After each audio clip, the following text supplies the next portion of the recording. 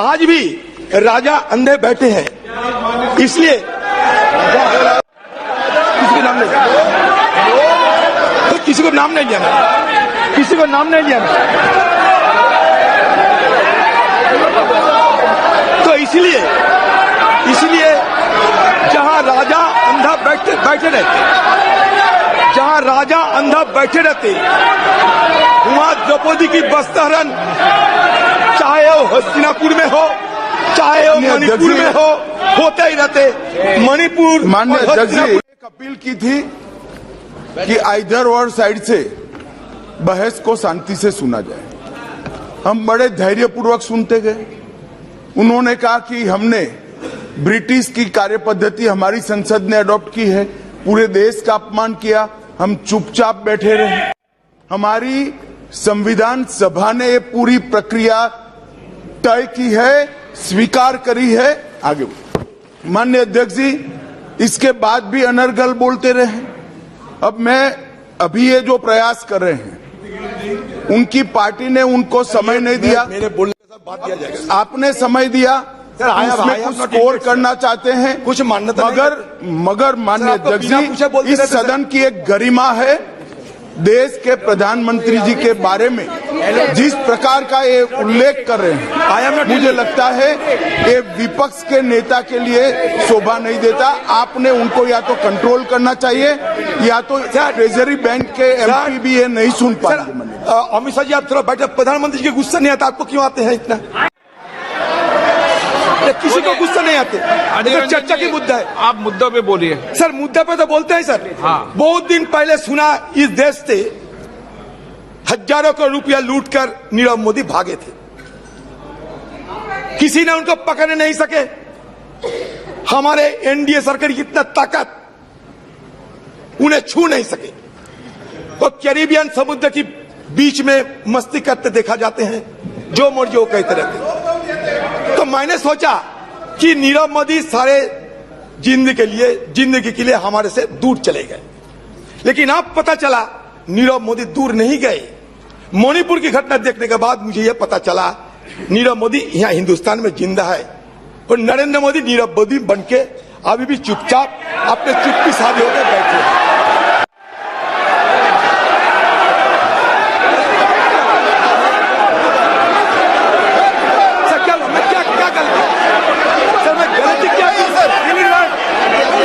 माफी मांगना चाहिए। इनका पार्टी इनको समय नहीं दिया, जैसे गृह मंत्री ने बताया, समय हमारे पार्टी से लिया है। और अभी इनका अभी क्या क्या बात कर रहे हैं सर? चाँद से लेकर सर ये अनाप शनाप बात नहीं चलेगा सर। चीता तक ये नीरव मोदी को लोन तो इन लोगों ने दिया है, कांग्रेस पार्टी ने दिए हुए हैं। सदन है, आप मुद्दों पे बोलिए। मैं तो ये मेटाफोरिकली बोला, अभी सदन के अंदर मेटाफोरिकली नेता है। लोन कौन दिया? लोन कौन दिया? बोलिए कोई गलत। अरे अजीर बाबू लोन कौन दिया बताइए? आपके एएससी के ऑफिस से फोन करके लोन दिलवाया नीरव मोदी को, क्या बात कर रहे हैं? अगर आप सत्ता में रहते तो नीरव मोदी इधर रहता था। उनको लोन वसूली करने के लिए कोशिश की हमारा सरकार, इसीलिए भाग गए हैं। उदाहरण की तरह बोले सर, बात यह है कि हमारे प्रधानमंत्री चाहे चांद हो और चाहे कूनो फोर्स की चीता हो, चांद हो ये कूनो फोर्स की चीता हो, हर चीज में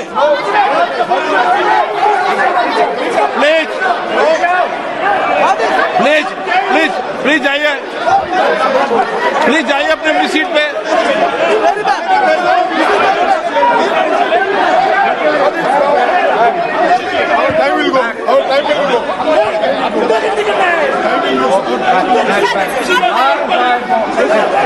प्लीज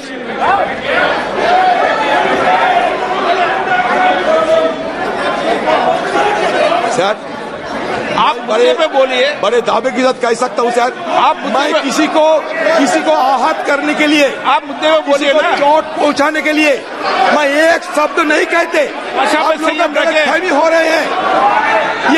हम ये कहना चाहते हैं कि चाँद से लेकर कूनो फॉरेस्ट की चीता तक हर चीज में हमारे प्रधानमंत्री कुछ ना कुछ बोलते, संयम रखिए लेकिन आप। मणिपुर के बारे में उन्हें चुप्पी साधी रहे, ये हमें बिल्कुल पसंद नहीं है।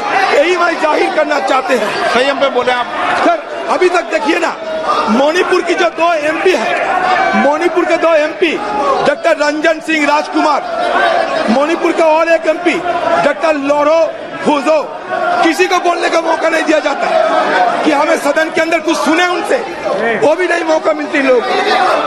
हम अमित शाह जी को पूछना चाहते हैं, अमित शाह जी कल जो आपने बयान दिया ना, ये बड़ा घातक बयान दिया आपने कहा था कल, याद कीजिए, कि हम बफर जोन में सारे सिक्योरिटी फोर्सेस को तैनात किया है। याद कीजिए, आपने खुद स्वीकार करते हैं कि बफर जोन बन गए हैं। बफर जोन कहाँ बनते? लाइन ऑफ कंट्रोल में बफर जोन बनते। इसका मतलब आप क्या स्वीकार करते हैं कि कुकीलैंड और मेरीलैंड अलग हो गए? Please conclude. नहीं सर, ये प्लीज कंक्लूड। सर कैसे? ओके सर इसीलिए ये बफर जोन की बात कभी आपको नहीं करना चाहिए था। मतलब आज जो sense of delineation, it is going to be translated into a geographical delineation of the 2 warring faction. इसलिए मैं आपको सतर्क करना चाहते, कल आपने बड़ा गलत बयान पेश की है। ये बफर जोन की मुद्दा उठाकर आपने खुद स्वीकार किया कि बफर जोन अभी है। आपने कांग्रेस पे आरोप लगाने का कोशिश किया, लेकिन देखिए आपने खुद राज्यसभा में ये बताया कि 1528 फेक काउंटर हमारे जमाने में हुई थी। ये आपने यही नहीं बताया कि कितने साल तक वो हुई थी। 33 साल तक, 33 साल में हुई थी। Sir rule 352(5) sir rule 252(5) sir, Congress की जमाने में upon the conduct of the person in high authority unless the discussion is based on the substantive motion drawn in proper terms, sir ऐसा कुछ नहीं हुआ सर। इसको एक्सपंज करना, prime minister is the high authority, इसको expunge करना चाहिए और माफी मांगना चाहिए सर। अरे बाजी नहीं। अधीर रंजन चौधरी जी।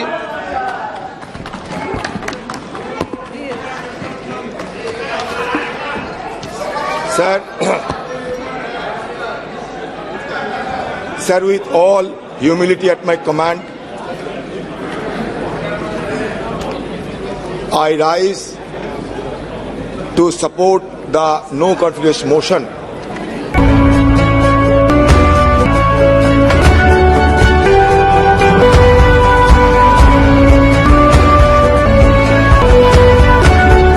moved by our younger MP Sri Gaurav Gogoi under Rule 198. Sir, as you know that no confidence motion per se does not mean that the government will be dislodged or dethroned. See, the issue is in the year 1782, first no confidence motion was moved in London when the then Prime Minister Lord North has submitted his resignation to King George III because the British army was defeated in the Revolutionary War in America. So in our parliamentary mechanism, it's a long overdue. It's a long tradition which has been persuading because we are also following the same path of parliamentary democracy in our country. In the year 1963, first no confidence motion was moved against Prime Minister Pandit Jawaharlal Nehru ji. Since then, 28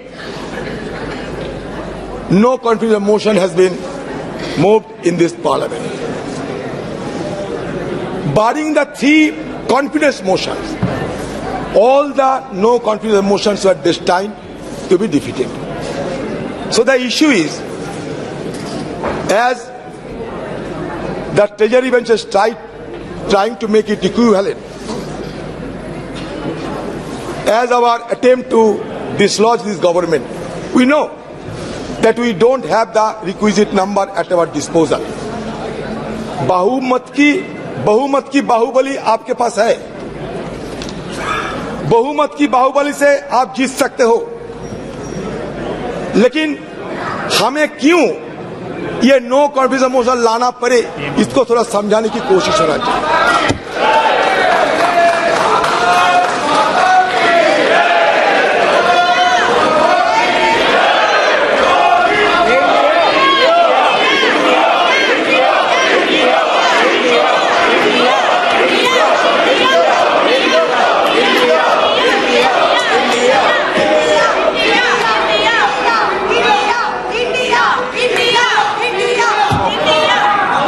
sir देखिए, ये no confidence motion की ताकत कितने है कि हमारे प्रधानमंत्री को हम लोग खींच के सदन में लाकर बैठे।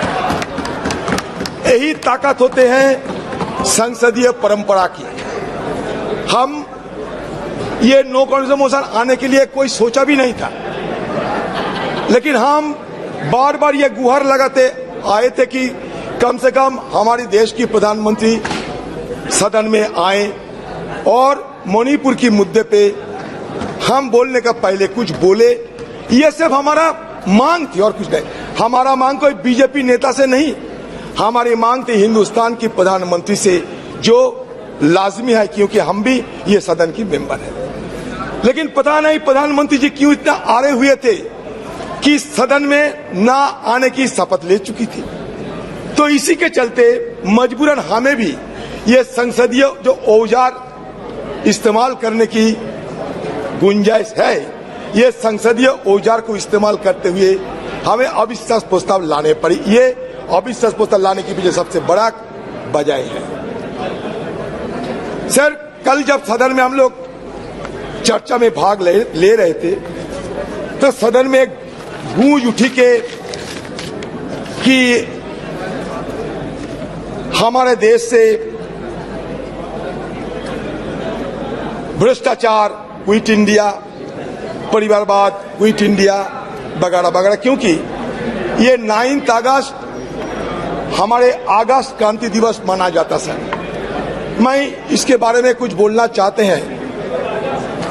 सर, भारत छोड़ो आंदोलन, जिसे अगस्त क्रांति के नाम से भी जाना जाता है, एक राष्ट्रव्यापी सविनय अवज्ञा आंदोलन था जिसका आह्वान 7 अगस्त 1942 को अखिल भारतीय कांग्रेस समिति के बॉम्बे सत्र द्वारा किया गया था। इसकी शुरुआत 8 अगस्त को मुंबई के ग्वालियर टैंक मैदान में दिए गए अपने भारत छोड़ो अभियान के भाषण में गांधी जी के करो या मरो के आह्वान के अनुसार 9 अगस्त को हुई थी। अंग्रेजों ने 8 अगस्त को ही बड़े पैमाने पर लोगों की नजरबंदी के साथ अत्यंत तेजी की प्रतिक्रिया व्यक्त की। 1 लाख से अधिक गिरफ्तारियां की गई, जिनमें गांधी जी सहित कांग्रेस के शीर्ष नेतृत्व के नेता भी शामिल थे। बड़े पैमाने पर जुर्माना लगाया गया और प्रदर्शनकारियों को सार्वजनिक रूप से मारा पीटा गया। हिंसा में सैकड़ों नागरिक मारे गए, जिनमें से अनेक पुलिस और सेना की गोली से मारे गए। सर, मैं ये कहना चाहता हूं इसलिए कि इसके पहले भी मैसूर में एक भयानक नरसंहार हुआ था, जहां हिंदू महासभा और आरएसएस की बेहद करीबी मैसूर के राजा की सशस्त्र सेना ने तिरंगे को सलामी देने के लिए 22 कांग्रेस कार्यकर्ताओं को गोली मारकर हत्या कर दी थी। 1942 में कानपुर में हिंदू महासभा शासकों के साथ सहयोग करने की रणनीति को निम्नलिखित शब्दों में रेखांकित किया गया था। हिंदू महासभा को मानना है कि समस्त व्यवहारिक राजनीति का प्रमुख सिद्धांत अंग्रेजों के साथ उत्तरदायी सहयोग की नीति है। उत्तरदायी सहयोग की नीति जो बिना शर्त सहयोग से लेकर सक्रिय और यहाँ तक कि सशस्त्र प्रतिरोध तक देशभक्ति के क्रियाकलापों के संपूर्ण क्षेत्र को कवर करती है। समय की जरूरतों, हमारे निपटान में संसाधनों और हमारे राष्ट्रीय हित के निर्देशों के अनुसार खुद को अनुकूल बताती रहेगी। सर इसके साथ साथ व्यावहारिक राजनीति में महासभा जानती है कि हमें उचित समझौता के माध्यम से आगे बढ़ना चाहिए। इस तथ्य का प्रमाण यह है कि हाल ही में सिंध में निमंत्रण पर सिंध हिंदू महासभा ने गठबंधन सरकार चलाने के लिए मुस्लिम लीग के साथ हाथ मिलाने की जिम्मेदारी ली थी। बंगाल के मामले तो जगजाहिर है, आक्रामक मुस्लिम लीग वाले जिन्हें कांग्रेस भी अपनी पूरी विनम्रता के बावजूद शांत नहीं कर सकी, जैसे इसी फजलुल हक के प्रधानमंत्रित्व और उनके सक्षम नेतृत्व में हिंदू महासभा और गठबंधन सरकार के संपर्क में आए, काफी हद तक समझौतावादी और मिलनसार हो गए। हमारे सम्मानित महासभा नेता स्वर्गीय डॉक्टर श्यामा प्रसाद मुखर्जी ने दोनों समुदायों के लाभ के लिए लगभग 1 वर्ष तक सफलतापूर्वक कार्य लिया।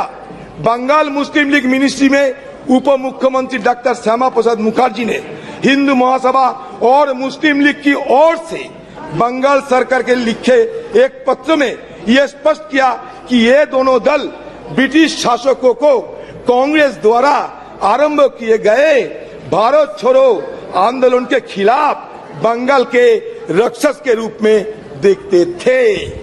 तो इसमें साबित क्या हुआ सर? ब्रिटिश के तरफदारी करने वाले आपके पूर्वजों ने ये देश के लिए यही हमें दान किया था।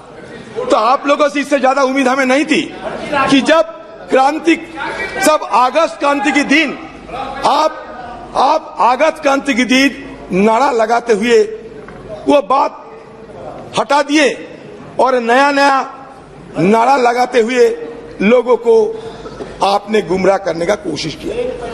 हमारा बात साफ है सर, क्विट इंडिया होना चाहिए, सांप्रदायिकरण से क्विट इंडिया, ध्रुवीकरण से क्विट इंडिया, भगवाकरण से क्विट इंडिया हमें करना ही पड़ेगा।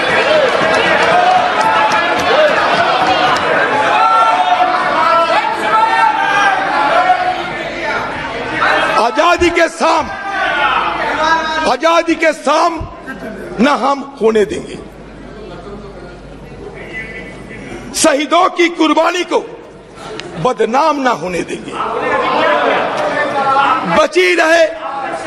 बची रहे एक बूंद लहू की रंगों में भारत माता की आंचल को बर्बाद नहीं होने देंगे।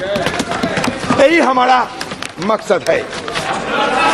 मैं सिर्फ ये कहना चाहते हैं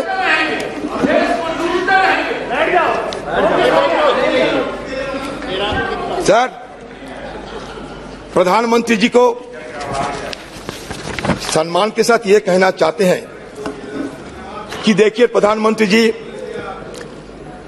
आप एक बार नहीं 100 बार प्रधानमंत्री बने, हमें कोई फर्क नहीं। इसमें हमें कोई लेना देना नहीं।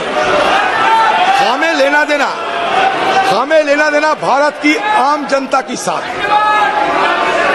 जब मणिपुर गए तो मणिपुर की दशा देखा हमने, और दशा देखने के बाद हमें जरूर यह महसूस हुई कि कम से कम देश की सबसे बड़ा मुखिया होने के नाते प्रधानमंत्री जी को एक बार मणिपुर के आम वासियों के लिए कुछ संदेश देना चाहिए थे। शांति की कोई पैगाम लेकर प्रधानमंत्री जी को खुद कोई कार्रवाई करना चाहिए थे। कम से कम आपकी तरफ से एक बार मणिपुर के लोगों को अपना मन की बात रखना चाहिए थे। सर, ये मांग कोई गलत मांग नहीं है, मणिपुर के आम लोगों की मांग था। सर, शेक्सपियर की एक मैकबेथ एक लेख है। मैकबेथ को सर ये टायरेंट कहा जाता था। एक टायरेंट किंग मैकबेथ, अत्याचारी राजा। तो मैकबेथ के अत्याचार देखते हुए शेक्सपियर ने बड़े दुख जताई थी और कह रहे थे कि स्कॉटलैंड में जिस तरीके की हमला हो रहे हैं, जिस तरीके की दुर्दशा देखे जाते हैं, तो उसमें बड़ी दुख के साथ एक कोई शब्द लिखे थे, it weeps, it bleeds, and each day a gas is added to the wounds. Each new morning, new widows howl, new orphans cry, new sorrows strike the heaven in the face. हमें भी लगा कि मणिपुर के हालात ऐसा ही है, जहां लोगों की मन में कोई चैन शांति कुछ नहीं थी। सारे मणिपुर, यही तो बात है, आप समझ नहीं सकते। अनारस के साथ बेनारस की तुलना मत किया करो, चाना के साथ बेदाना की तुलना मत किया करो, बुलक के साथ हिलक की तुलना मत किया करो। इसलिए नहीं, क्योंकि हमारे प्रधानमंत्री जी जिस दिन मणिपुर के मुद्दे पे बोलना चाहिए था, कहां से छत्तीसगढ़ लाए, कहां से राजस्थान लाए, कीजिए ना। लेकिन मणिपुर की दंगा ये कोई छोटी मोटी बात नहीं है। मणिपुर की दंगा एक जाति दंगा के रूप में, एक सिविल वॉर की तरह सारे देश दुनिया में चर्चा के मुद्दे बन गए। आप जब यूरोप में गए थे, फ्रांस में, जहां आपको पुरस्कार मिला था, खुशी हुई हम लोग, आपको नवाजा गया बहुत बड़ा पुरस्कार में। उस समय भी यूरोपियन पार्लियामेंट में ये मणिपुर की मुद्दा चर्चा में थे, अमेरिका में भी ये मुद्दा चर्चा में थे। तो हमारी तरफ से ये बार बार समझाने की कोशिश किए गए थे कि Manipur issue cannot be confined to any state और any nation. It has already assumed a global dimension. That is why Prime Minister intervention is indispensable, is called for. That was our argument. There is no harm of it. Sir, बात यह है कि मणिपुर में क्या देखा? मणिपुर में हमें देखा कि हमारे घर की मां बहनों को वस्त्रहीन हालत में विवश करके उन पे ऊपर हमला हो रहे हैं, बलात्कार की घटना घट रही है। तो मुझे एक बार ये बोलने का इच्छा हो रहे हैं कि जब राजा अंधा रहते हैं, धृतराष्ट्र जब अंधा रहते थे, उस समय द्रौपदी की वस्त्रण हुई थी। आज भी राजा अंधे बैठे हैं, इसलिए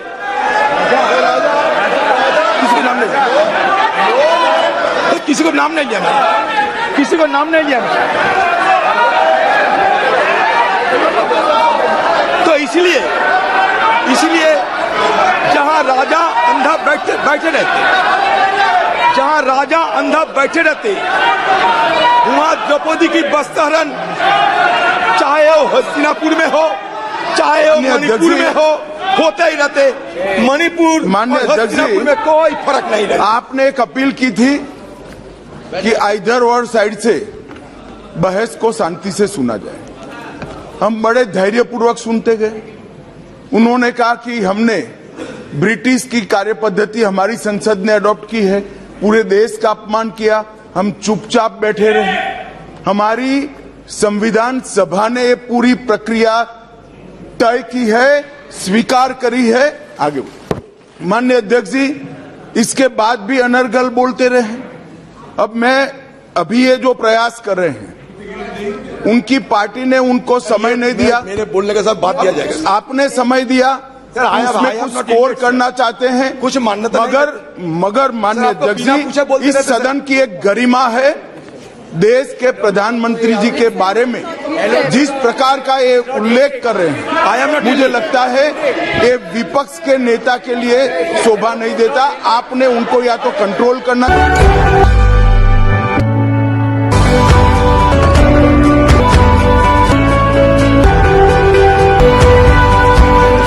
चाहिए, या तो ट्रेजरी बैंक के एमपी भी ये नहीं सुन पाएंगे।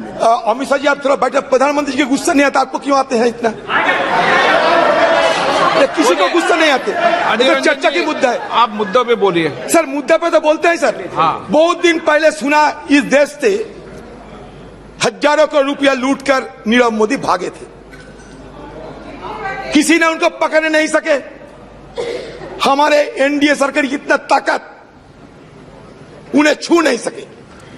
वो कैरिबियन समुद्र की बीच में मस्ती करते देखा जाते हैं, जो मर्जी वो कहते रहते। तो मैंने सोचा कि नीरव मोदी सारे जिंदगी के लिए हमारे से दूर चले गए, लेकिन अब पता चला नीरव मोदी दूर नहीं गए।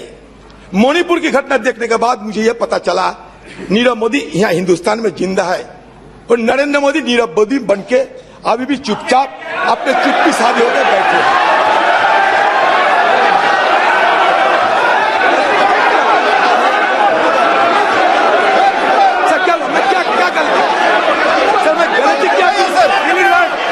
सर इनको माफी मांगना चाहिए।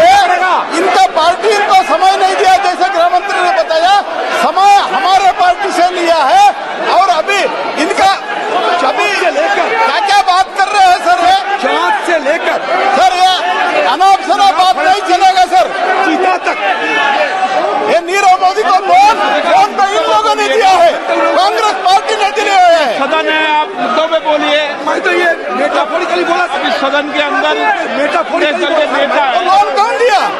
लोन कौन दिया? बोलिए। कोई गलत अरे अजीर बाबू, लोन कौन दिया बताइए? आपके एएससी के ऑफिस से फोन करके लोन दिलवाया नीरव मोदी को। क्या बात कर रहे हैं? अगर आप सत्ता में रहते तो नीरव मोदी इधर ही रहता था। उनको लोन वसूली करने के लिए हमने कोशिश की, हमारा सरकार इसीलिए भाग गए हैं। उदाहरण की तरह बोले सर, बात यह है कि हमारे प्रधानमंत्री चाहे चांद हो और चाहे कूनो फोर्स की चीता हो, चांद हो ये कूनो फोर्स की चीता हो, हर चीज में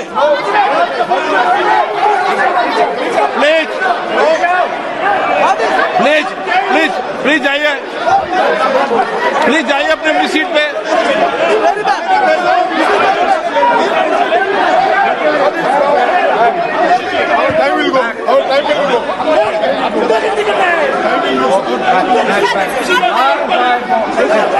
प्लीज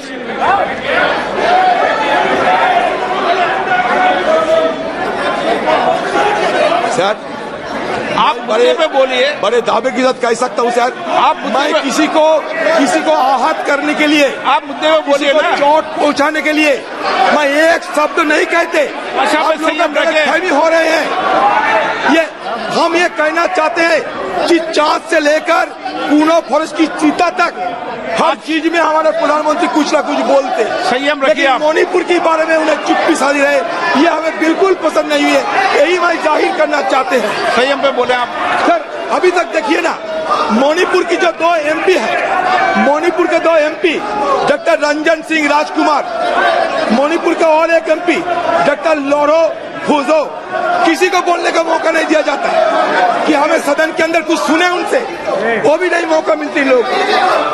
हम अमित शाह जी को पूछना चाहते हैं, अमित शाह जी कल जो आपने बयान दिया ना, ये बड़ा घातक बयान दिया आपने कहा था कल, याद कीजिए, कि हम बफर जोन में सारे सिक्योरिटी फोर्सेस को तैनात किया है। याद कीजिए, आपने खुद स्वीकार करते हैं कि बफर जोन बन गए हैं। बफर जोन कहाँ बनते? लाइन ऑफ कंट्रोल में बफर जोन बनते।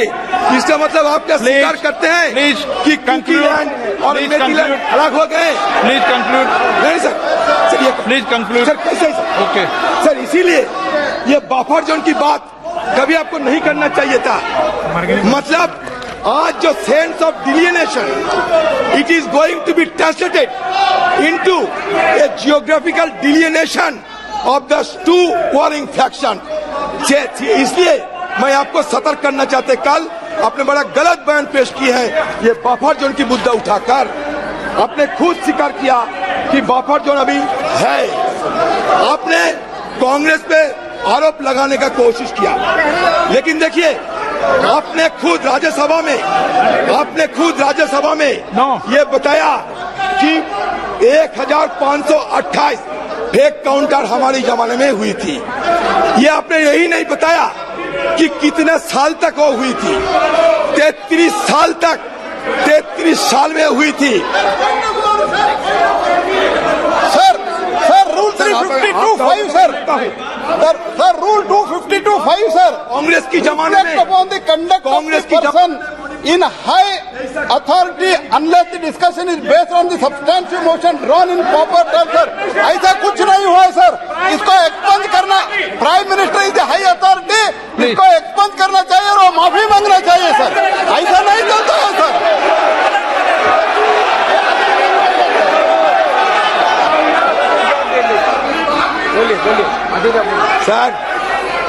सर हमारे गीता में एक बात कहे जाते, गीता में अहंकारम बलम दर्पम कामम क्रोधम। इनका पॉइंट ऑफ ऑर्डर है माननीय अध्यक्ष जी। बोलिए ना। थोड़ा ना रे सर 352 अहंकारम 352(5) सर बलम दर्पम referring to the fact matter on which the क्रोधम। judicial decision is pending। Second sir समर्थिता। मैं ये सब रेफर नहीं करता हूँ। मोमो 5वां नंबर पर यह है reflect upon the conduct of the person issue, आपके रिपोर्ट में जाना, इनका रिपोर्ट में जाना unless the discussion is based on the substantial motion drawn in proper term. कोई मोशन मूव नहीं किया है। प्रधानमंत्री जी के खिलाफ ऐसे आरोप लगाना अनाप शनाप baseless allegation, doing the baseless allegation cannot be accepted sir, it cannot be tolerated. He should आप रूलिंग देना चाहिए, हमारा निवेदन है, और उनको माफी मांगना चाहिए, और जो कुछ भी बोला है वो एक्सपंज करना चाहिए सर। कोर्ट से निकाल दिया, प्लीज रिपोर्ट से निकाल दिया प्लीज। सर बोले नो सर आप ज्योतिराज सिंधिया जी।